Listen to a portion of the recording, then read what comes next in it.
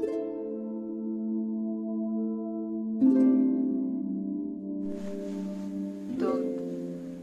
ये जो अब रास्ता जा रहा है तो ये पत्थर साहिब की तरफ जा रहा है। ये बहुत ही इंटरेस्टिंग कहानी है। इसमें 1970 में एक ले नीमू रोड बन रही थी।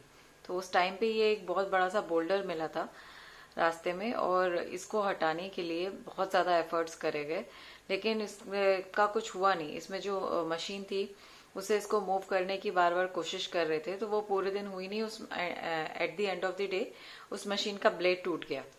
फिर क्या हुआ कि जो व्यक्ति इसको तोड़ने की कोशिश कर रहा था, तो वो रात में जब सोया उसको सपना आया, तो उसमें आया कि इस पत्थर को मत हटाओ ऐसे करके। फिर उसके बाद क्या हुआ कि फिलहाल उन्होंने बताया आगे एक आर्मी ऑफिसर को, तो उन्होंने ये बात नहीं मानी। उन्होंने कहा ऐसा थोड़ी होता है।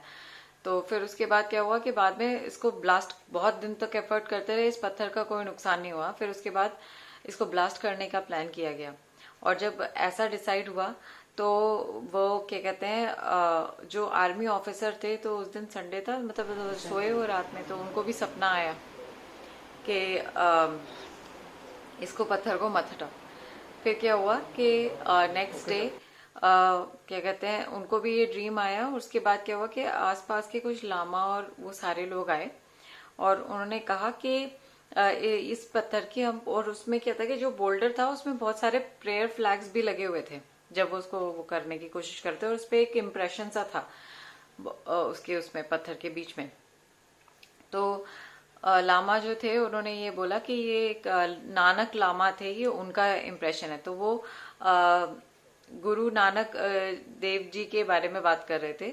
तो गुरु नानक देव जी ने एट अराउंड 1515 टू 1518 तिब्बत तक ट्रेवल किया था, काफी ट्रेवल किया था उन्होंने। तो तिब्बत तक ट्रेवल किया था, और जब वो लौट रहे थे वापस रास्ते में पंजाब की तरफ, तो ये यहाँ पे उन्होंने कुछ टाइम वो रुके थे।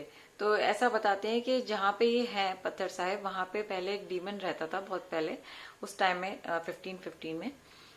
और वो काफी आसपास के विलेजर्स को परेशान करता था। तो उन विलेजर्स ने प्रेयर की थी भगवान से, तब गुरु नानक जी वहां से गुजरे थे, तो उनको वो प्रेयर्स मिली थी, तो इसलिए वो वहां रुक गए थे। उन्होंने काफी लोगों को गाइडेंस देना वहां पे और ये सब करना शुरू कर दिया था।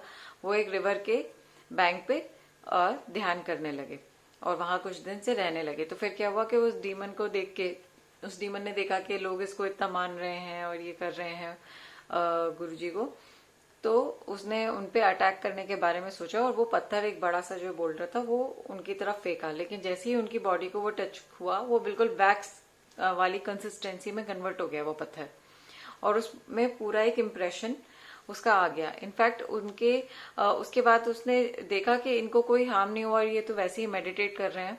तो उसने उसमें पैर मारा पत्थर में एक बार और उसको पुश करने के लिए, ठीक है। तो उसमें उनका जो जो डीमन था उसका भी पैर का इम्प्रेशन है उस पत्थर में। और फिर उसके बाद उसको ये रियलाइज हुआ कि उनकी पावर्स जो उस डीमन की थी उनके आगे वो बेकार थी। तो उन्होंने डीमन ने हाथ जोड़ लिए और उनसे माफी मांगी गुरु नानक देव जी से, और उन्होंने उनको यही सलाह दी कि तुम एक नोबल लाइफ जियो।